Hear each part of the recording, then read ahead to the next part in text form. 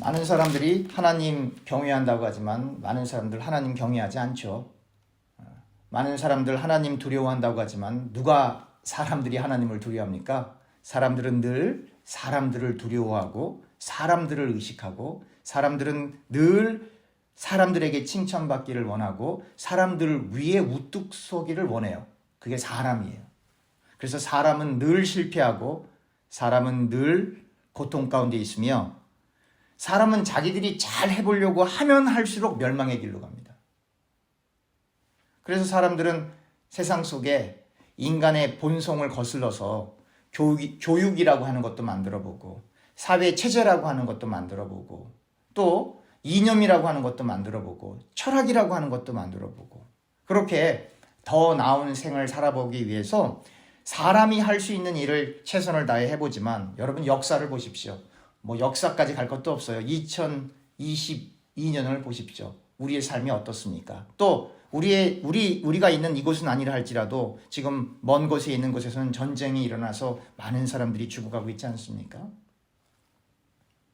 언젠가도 말씀드렸듯이 하나님을 모르고 인간이 많은 학식을 얻으면 얻을수록 그 학식을 가지고 자기 배를 불리는데 앞장서게 되고 많은 돈을 가지면 가질수록 그 돈을 가지고 자기를 즐겁게 하는 일에 사용하고 싶을 뿐입니다. 그게 인간이에요. 그게 교회 안으로도 그러니까 교회가 세상에 물들었다라고 하는 건 교회가 세속화되었다는 거예요. 그럼 교회가 세상에 물들어서 세속화되었다라고 하는 건 뭐예요? 교회가 교회다운 기능을 하지 못한다라고 하는 거예요. 그럼 교회가 교회다운 기능을 하지 못한다는 이야기는 뭐예요? 교회를 이끌고 있는 사람들이 잘못하고 있다는 얘기예요. 그러면 그 사람들이 뭘 그렇게 잘못했어요? 아니요. 뭘 특별하게 잘못한 게 아니라 교회를 이끄는 자리에 가고 싶은 사람들의 동기가 잘못됐다는 거예요. 무슨 이야기냐면 교회에서 직분을 받을 때 목사든 장로든 권사든 집사든 직분을 받을 때는 교회에서 가장 낮은 사람이 되라고 하나님이 불러주신 거예요. 사람들이 특별히 한국 사람들은 가르치는 거 좋아해요. 누구든지 자기는 못하면서 가르치는 거 늘 좋아해요. 어디 나가서 공식적으로 어떤 행동을 할 때는 이렇게 거룩한 척하는 거 너무 좋아한다고요. 그래서 뭐 교회에서도 새벽 기도할 때 이제 강대상에서 보통 목사님들이 기도하는데 기도하다가 새벽 기도 끝나고 다 이제 기도를 하고 이제 가야 되는데 뒤에서 누가 계속 기도하면 아직 기도가 이미 다 끝났는데도 그 성도 나갈 때까지 그 강대상에 머물러 있는 목사도 있고 장로도 있고 그런 거 아닙니까? 왜? 자기 기도 끝났으면 나가면 돼요. 누가 오래 기도하든 뭐 짧게 기도하든 그게 뭐 중요해요. 그러나 목사든 장로든 권사든 집사든 늘 사람을 의식한다 이 말이에요. 근데 그러한 형식들은 오늘날에만 그랬던 것이 아니라 예수님 당시에도 그랬던 거예요. 제사장들, 레위인들, 뭐 교회에서 섬기는, 즉 성전에서 섬겼던 사람들이 평상시엔 가만히 있다가 사람들 들어오면 갑자기 일어나서 기도하는 쇼하는 거죠. 그러한 형태의 종교 행태들이 교회 안에 비일비재하다는 거예요.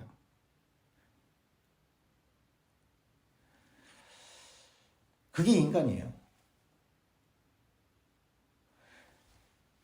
교회에서 공식적으로 가르칠 수 있는 사람은 목사 한 사람밖에 없어요. 공식적으로 가르칠 수 있는 사람은. 그러니까 그 목사를 티칭 엘더라고 하는 거예요. 나머지는 룰링 엘더라고 하죠. 그리고 디콘이라고 하고 권사라는 말은 교회에 없습니다. 한국 사람들이 만들어낸 거예요. 그 배경에 대해서는 제가 특별히 설명하지 않겠습니다. 별로 좋은 배경이 아니기 때문에. 그런데 그러면 목사라고 해서 다 가르칠 수 있냐? 무슨 목사가 가르칠 능력이 있어요? 우리가 따라가고 우리가 배워야 될 대상은 목사도 아니고 장로도 아니고 권사 집사도 아니고 이 성경 한 권이에요. 성경 한 권이에요. 우리가 성경을 대할 때 두 가지를 대합니다. 첫 번째, 정확한 지식이어야 해요. 그 얘기는 뭐냐면 뭐 누가 누구를 낳고 뭐 암송하고 말씀을 많이 알고 다 쓸데없는 얘기고. 여러분 한국 교육하고 미국 교육하고 다른 점이 있어요. 한국 교육은 하여튼 중학교 고등학교 때는 열심히 막 달달달 외우고 암기를 많이 한 사람이 무조건 점수를 잘 받게 돼 있어요. 그래 결국은 책을 많이 본 사람이 좋은 점수를 받는 거죠. 미국 교육은 그렇지 않습니다. 제가 미국 대학에서 공부해 보니까 통계학 시험 볼 때는 다 오픈북이에요. 전자계산기까지 갖고 와서 갖게 해요. 어떤 철학이나 역사 시험 볼 때는요, 다 오픈북이에요. 다 보고 하라는 거예요. 쓸데없는 거 외우지 말라는 거예요. 또 어떤 시험은 소셜 사이콜로지 시험 보는데 어떤 거는 60문제 멀티플 초이스에다가 3문제를 에세이를 써야 되는데 시간을 1시간만 줘요. 그럼 어떻게 다 합니까? 대부분 다 못 쓰죠. 교수들이 보는 눈이 있어요. 대부분 그 수업은 다 졸업하죠. 미국 사람이든 유학생이든 그걸 할 수가 없으니까. 대부분 다 답안지를 다 못 쓰지만 거기에 A 받는 사람이 있고 B 받는 사람이 있고 C 받는 사람이 있고 F 받는 사람이 있는 거예요. 교육하는 관점이 달라요. 쓸데없는 거 외우지 말아라. 쓸데없는 거 시간 낭비해서 그렇게 하지 말아라는 거예요. 계산하는 거 전자계산기 이용해. 컴퓨터 이용해. 쓸데없는 정보 그냥 책 보고 하면 돼. 그러니까 이 사람들은 뭘 보는 거냐면 하나를 배워도 이 미국 사람들은 하나를 배워도 그 하나를 정확하게 이해를 했는가. 그래서 대부분 문제들이 그 이해한 것을 응용할 수 있는 문제를 내는 거예요. 이해를 못하면 절대 답안을 작성할 수가 없죠. 주입식 교육은 한국도 이제 많이 바뀌었어요. 오늘날은 몰라요. 그래서 한국 교육 그럼 틀린 말이고 주입식 교육은 뭐예요? 달달달 외우는 거예요. 그러니까 나중에 이 사람들이 다 모든 교육 과정을 거친 다음에 정확한 것을 이해해서 그것을 표현하게 한 그러한 교육을 받은 사람은 노벨상 받는 거예요. 소위 말해서. 주입식으로 달달달 해봐야 그건 왜냐면 책 보면 다 있는 건데 그거 외워서 뭐 하겠어요. IQ 테스트 하는 거 아니잖아요. 공부라는 게. 성경도 마찬가지예요. 이거 뭐 몇 절에 뭐가 나와 있고 누가 누구를 낳고 달달달 외워서 아무 소용없어요. 그냥 열어보면 돼요. 그러니까 한국 사람들은 이 성경 조금 많이 안다 그러면 뭐 질문이라고 하는 걸 들어보면 암기식, 주입식에 관해서 이건 이런데 저건 그런 건 몰라도 돼요. 구약 성경에는 숫자가 이렇게 나왔는데 신약 성경에는 이렇게 나왔네요. 그건 몰라도 돼요. 성경에서 그런 걸 얘기하려고 하는 게 아니라고요. 성경에서 이야기하려고 하는 건 상황에 따라 또 본문에 따라 다르지만 정말 하나님이 성경을 읽는 독자가 뭘 하기를 원하는가 그거를 발견하려고 이 성경을 읽는 것이지 이거 성경 지식 많이 알면 뭐 할 겁니까 여러분? 오늘 본문에 8절에 하나님의 역사와 세상 역사에 대해서 심각하게 고민하게 만드는 구절이 등장합니다. 8절에 이런 표현이 나와요. 출애굽기 1장 8절. 요셉을 알지 못하는 새 왕이 일어나 애굽을 다스리더니. 여러분 이 구절을 놓치시면 안 돼요. 어떻게 이집트의 왕이 됐는데 요셉을 모를 수가 있어요? 목사님 시간이 많이 흘렀겠죠. 그 말 이해 가요? 그런데 지금 이 요셉을 모르는 왕이 지금 뭘 걱정을 하고 있냐면 이스라엘 백성들이 너무 증가하니까 이스라엘 백성들이 만약 이 이집트가 다른 나라하고 전쟁을 하게 됐을 때 이 이스라엘 백성들이 적군에게 이렇게 다시 연합이 돼서 이집트를 치고 그리고 이스라엘 백성들이 이집트 땅에서 나갈 걸 걱정하는 이집트의 왕이 요셉을 모른다? 정상적 왕 아니죠. 이제 감이 오시죠? 성경은 이렇게 읽는 거예요. 그냥 생각 없이 쭉 읽고 성경 지식 알고 스토리가 이렇고 몇 장 몇 절에 누가 나오고 쓸데없는 지식이라 그냥 성경 열어보면 돼요. 지금 이 출애굽기 1장 8절이 이야기하고 있는 키포인트인 이거예요. 지금 이집트에 이스라엘 백성들이 엄청나게 늘어가고 있는데 그곳에 대한 위협을 느끼는 왕이 요셉을 모른다? 역사의식이 전혀 없는 왕이 된 거죠. 시간이 많이 흘러서 요셉을 모르는 건 당연해요. 그럴 수 있어요. 그런데 지금 현재 나타나고 있는 근심거리와 걱정거리가 누군데요? 이스라엘 백성이죠. 그럼 이스라엘 백성이 왜 여기에 왔나를 살펴보는 것이 민족을 인도할 지도자의 기본 소양인데, 지금 출애굽기 1장에 등장한 왕은 그 소양조차 갖추지 못한 사람이다라고 하는 걸 이렇게 쉽게 보게 되는 겁니다. 여러분, 실제 역사도 그렇지만 그 사극을 보면 이제 왕이 등급할 때 왕을 돕는 신하들이 있죠. 그래서 가령 일단 왕이 있는데 그 왕을 반대해서 반란을 일으키던 뭐를 해서 그 왕의 세력을 제거하고 새로운 왕이 등장하는 경우들을 여러분 사극에서 또 세계 역사 속에서 또 많이 보게 되지 않습니까? 그런데 모든 사극에서 또 역사 속에서 공통적으로 등장하는 스토리가 있어요. 일단 그렇게 반란을 해서 왕이 되면 그 왕이 그 왕을 도왔던 신하들을 하나 둘씩 다 숙청합니다. 그건 한국이든 중국이든 뭐 서양이든 다 똑같아요. 이유가 있어요. 그 왕을 도와서 반란에 성공한 그 신하들은 왕을 위해서 충성한 게 아니기 때문에 그렇습니다. 그걸 잘 들으셔야 돼요. 왕을 위해서 충성한 것 같지만, 그러나 실제적으로 왕이 정권을 가졌을 때 그 신하들은 왕을 위해 살지 않습니다. 내가 왕을 위해서 이만큼 했는데 말이지, 이 정도 땅은 내가 가져야 되고, 이 마을의 고을의 어떤 수장은 돼야 하고, 요 정도 재산 이렇게 해야 되고, 요 정도 뇌물은 내가 가질 수 있지라고 생각을 한다 이 말이에요. 그래서 사병들을 강화하게 되는 거죠.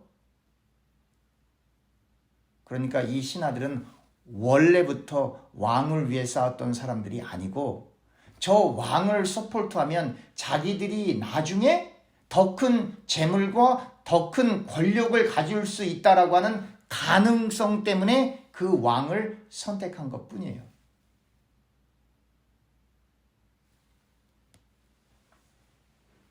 그래서 그 왕이 정말로 역사의식이 있는 왕이라면 마음은 아프겠지만 그를 도왔던 초창기 멤버들을 다 숙청합니다. 그리고 그 왕이 진짜로 그 나라를 사랑한다면,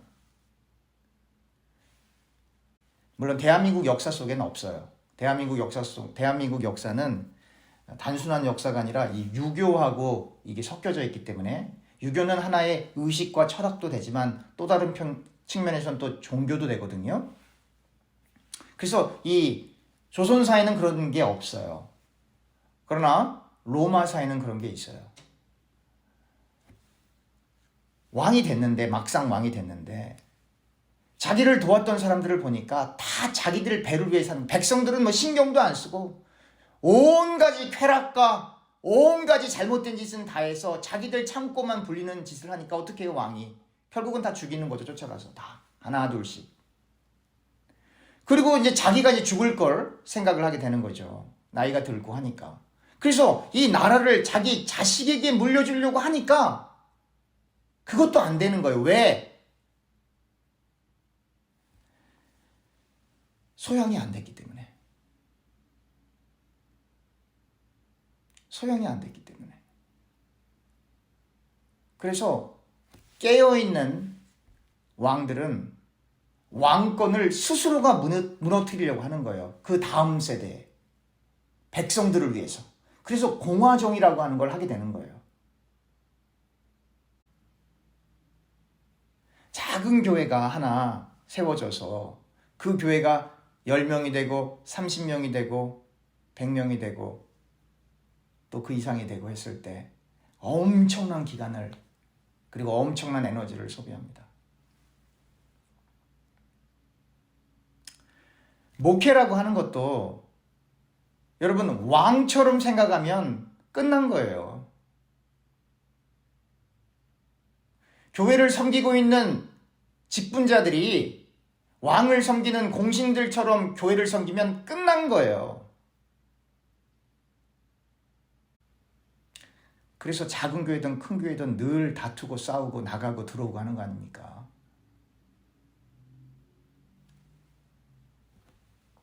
이게 멈춰주지 않으면 교회의 존재 의미가 없는 거예요.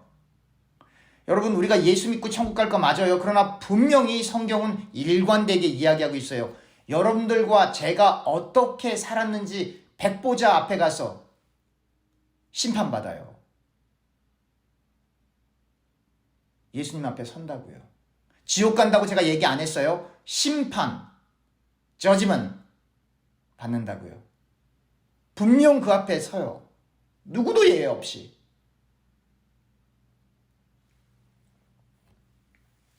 우리는 예수님을 믿기 때문에 장례식을 많이 참석하게 됩니다. 오늘도 장례식이 있을 거예요. 어제 장지도 제가 갔다 와 보고 또 예배드릴 장소도 확인하고 또 하관할 곳도 가서 확인하고 그렇게 다 했어요. 이렇게 우리는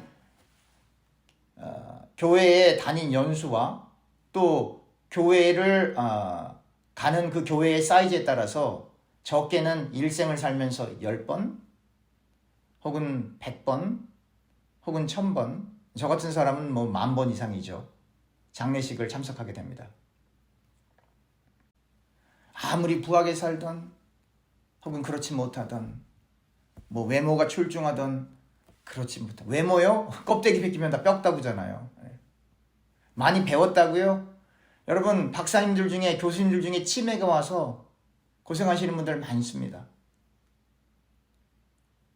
아무 의미가 없는 거예요.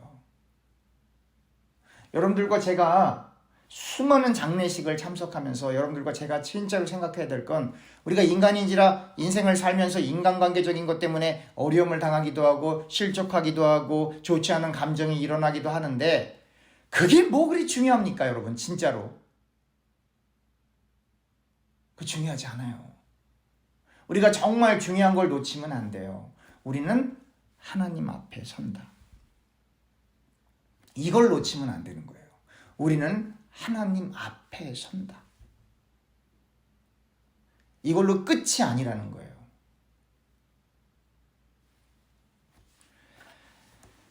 불행하게도 이집트의 왕은 하나님을 모르지만 그러나 인간적으로도 이미 소양이 안 된 왕이에요. 이집트 이 시대에 왕은 이스라엘 사람들을 뭘로 봤냐면 재산으로 봤어요. 이게 또 키포인트예요. 이스라엘 백성들이 막 번창해 나가요. 그러니까 위협을 느끼면서도 쟤네들이 이 땅을 나가버리면 어떡하지 그 걱정을 하는 거예요. 왜요? 재산으로 봤기 때문에. 인격체로 보지 않고 사람으로 보지 않고 재산으로 봤어요. 그러니까 어떻게 해요? 어떻게 하면 저 노동력 저 사람들을 잘 관리해서 매니지먼트 잘해갖고는 그 재산을 계속 컨트롤할 수 있을까? 그 생각을 한 거예요. 너무 커지니까 여러분 다 집에서 다 이렇게 그 정원에다가 나무도 심고 뭐 꽃도 심고 하잖아요. 근데 그 나무가 지붕이나 집으로 닿으면 안 되잖아요. 그러면 가드너를 불러다가 여기 좀 잘라주세요. 저기 좀 잘라주세요. 해서 가지치기 하잖아요. 그러니까 지금 왕이 이스라엘 백성들을 보니까 이스라엘 백성들이 너무 번창하니까 이건 안 되겠다. 가지치기를 좀 해야 되겠다 해서 이 사람들을 노예로 부르기를 시작을 하는 거예요. 그러면 조금 수그러들 줄 알고. 근데 어떤 일이 벌어집니까? 이스라엘 백성들이 더 번영하는 거예요. 그러니까 이 왕은 그때 생각을 달리 했어야죠. 이스라엘 백성 뒤에 내가 모르는 무엇인가가 있구나를 깨달아야 되는데 그 깨달음이 없는 거예요. 무엇을 얘기하는 거냐면 이 사람은 왕으로서의 소양도 부족하지만 일반인이어도 한 번쯤 해볼 수 있는 통찰력도 없는 거예요. 또 하나, 우리가 이 출애굽기를 보면서 또 하나 알아야 될 게, 출애굽기 1장 1절서부터 6절까지 이스라엘 아들들의 이름이 쭉 나와요. 그리고 시대가 흘렀어요. 그런데 시대가 흐른 다음에 열거되는 이름이 단 하나도 안 나와요. 무엇을 얘기하는 거냐면 하나님과 소통했던 사람들이 없었다라고 하는 거예요. 그런데 이게 또 딜레마죠. 이스라엘 백성들은 번창했어요. 그 수가 온 땅의 지면에 가득 넘칠 정도로 많았어요. 그런데 그 많은 사람들 중에 아브라함과 이삭과 야곱처럼 하나님과 소통하는 사람이 단 한 명도 없었던 거예요. 혹 있었다 할지라도 성경에 기록될 만큼 중요한 사람이 단 한 명도 없었다라고 하는 거예요. 그래서 그 소통하는 사람 없이 이스라엘 백성이 증가하면 증가할수록 핍박받는 거예요. 그 소통하는 사람 없이 하나님과의 올바른 관계 없이 번영하면 번영할수록 압제받고 나중엔 노예가 하는 거예요. 노예살이 하는 거예요. 그래서 여러분들에게 말씀드리는 거 아니에요. 예수 안 믿고 부하면 그게 저주라고. 교회를 다녀도 하나님을 경외하지 않는데 하는 일이 잘 되는 건 저주라고. 번영하는 이스라엘 백성들이 하나님을 알지 못하는 사람에 의해 타겟이 되어서 번영하지만 결국은 노예살이하는, 압제받는, 그래서 그 땅에 살고 있는 사람들의 신음소리와 한탄소리와 아픔이 하늘에까지 전달되는 것까지 가는 거예요.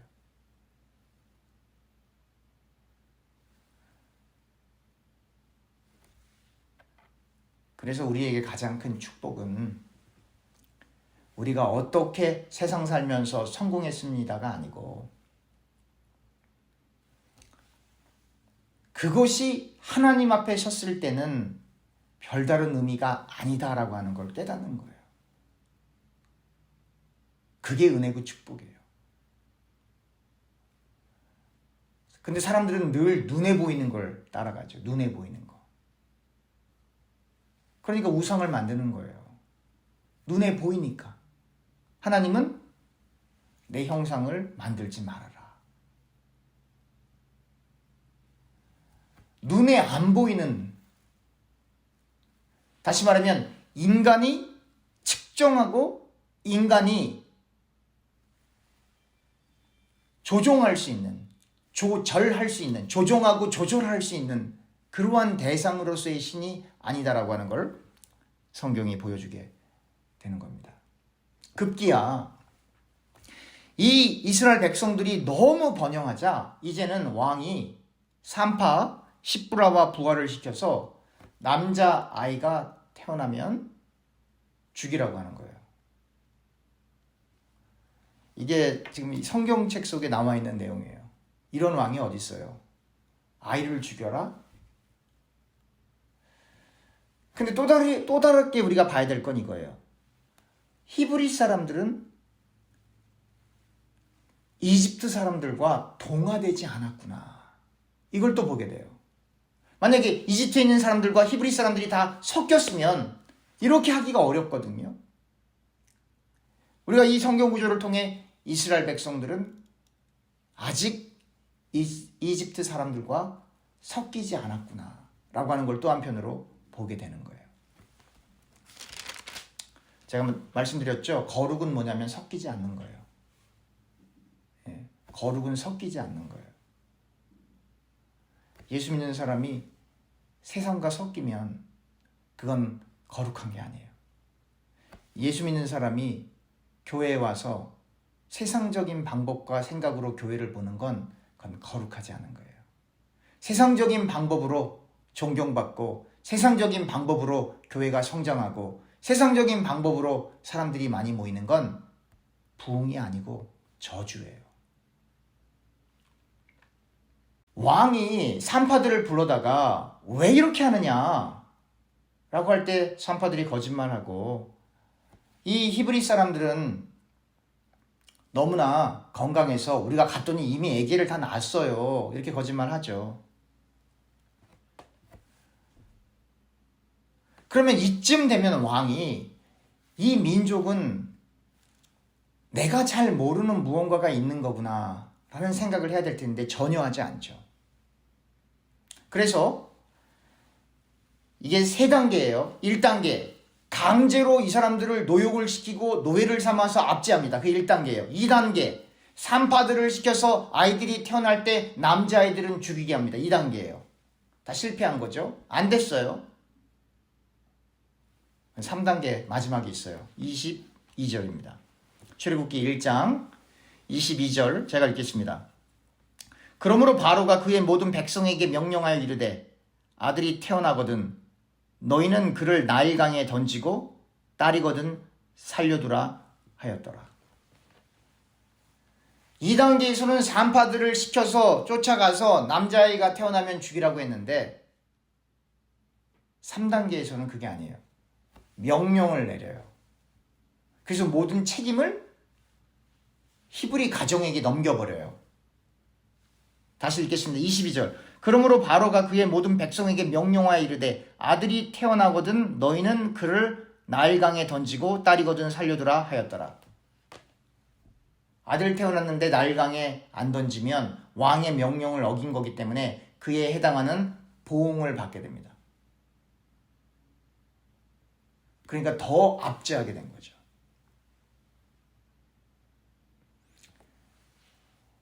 이게 사람이에요. 그리고 이게 이 세상이에요. 여러분들과 제가 하나님 일을 하다가 이만큼 했는데 이 정도는 알아주겠지. 아니요. 아무도 안 알아줘요. 그리고 알아줄 걸 기대하는 그 자체가 넌센스예요.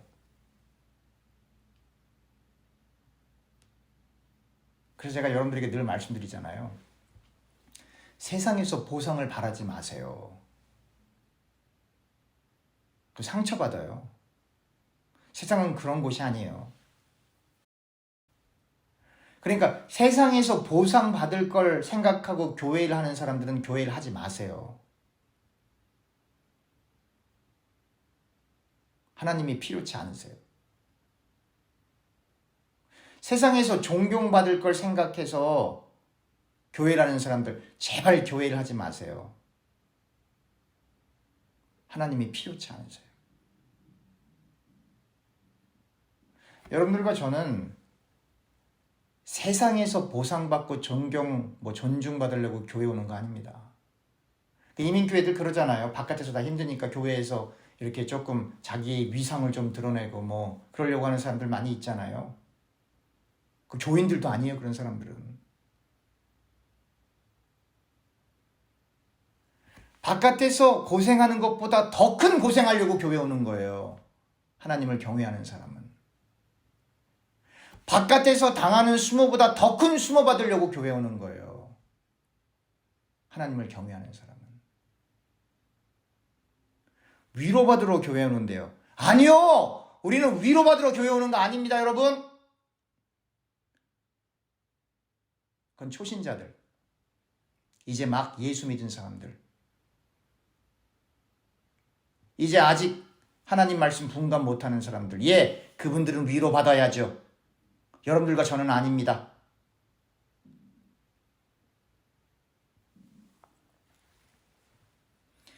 여러분들과 제가 더 하나님을 섬기면 섬길수록 더 큰 어려움이 오는 거예요. 여러분들과 그게 라이트렛, 바른 길 가고 있는 거예요, 그게. 그래서 찬송가 가사 중에 그런 가사 있잖아요. 겸손히 주를 섬길 때 어려운 일 많나. 아니, 겸손히 주님을 섬기는데 왜 어려움이 많아요? 어려움이 많죠. 왜? 세상의 바로가 가만히 안 있으니까. 여러분들이 꼭 명심하세요. 이 땅은 공중 권세 잡은 자가 지배하는 곳이에요. 하나님의 주권은요, 그게 하나님의 주권하에 있는 거예요. 신자들이 이 세상을 살면서 이 땅에서 만족할 수도 없고 행복할 수도 없고 기쁠 수도 없다라고 하는 걸 깨닫고 하나님 나라로 가게끔 세상의 공중 권세 잡은 마귀가 이 땅을 지배하게 놔두는 거예요. 하나님, 그게 하나님의 절대 주권이에요. 아시겠습니까? 무슨 위로를 받으려고 하십니까? 교회 와서. 위로는 여러분들과 제가 골방에 들어가서 기도하는 그곳에서 받는 거예요.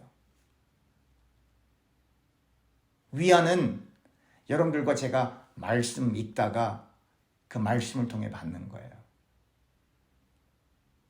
우리 이거 비즈니스 하고 있는 거 아닙니다, 여러분.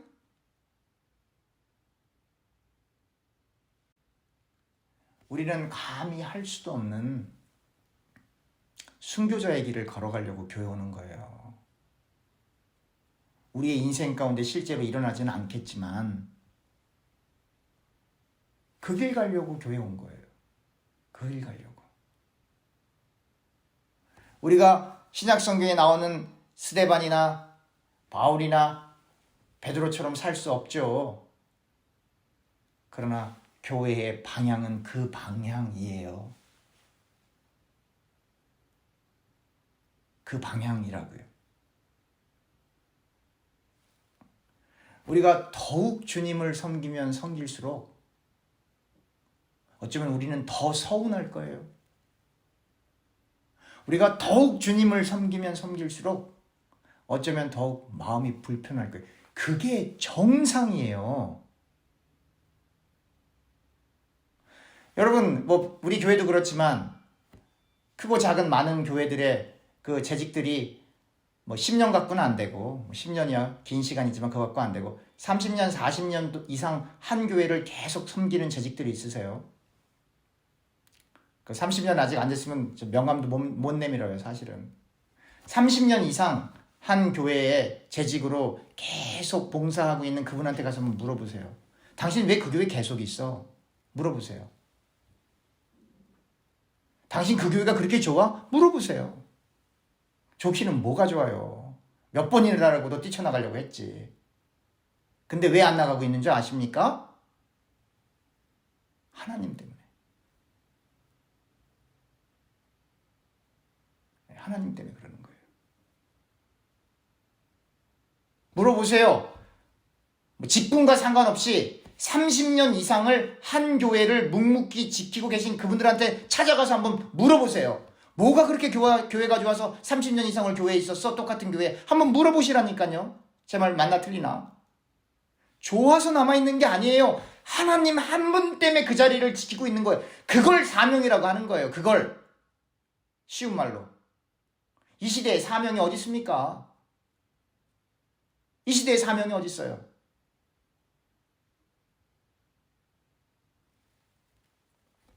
우리가 더욱 하나님을 섬기면 섬길수록 더 큰 어려움이 오는 거예요. 우리가 하나님을 더욱 경외하면 경외할수록 때로는 우리가 감당하기 힘들 정도로 아픔도 올 거예요. 그게 정상이라고요. 여러분, 제가 지금 백신 주사 놔주는 거예요. 백신 주사. 그게 정상이에요. 그때 낙심하지 마시고 오해하지 마시고 묵묵히 겸손히 주님을 따를 수 있는 저와 사랑하는 교우님들 되기를 주님의 이름으로 축원합니다. 기도하겠습니다. 하나님, 겸손히 주님을 섬길 때 많은 어려움과 아픔이 오겠지만 그 길이 하나님께서 우리에게 허락해 주신 길임을 깨닫게 해 주심을 감사합니다. 하나님, 우리에게 성령을 부어주셔서 주님께서 십자가의 길을 걸어가셨듯이 스데반이 순교자의 자리로 갔듯이 모세가 감히 왕 앞에서는 할 수 없는 말을 하나님의 이끌림을 받아 할 수 있었듯이 우리가 하나님의 인도를 받게 하여 주시옵소서. 예수님의 이름으로 기도합니다. 아멘.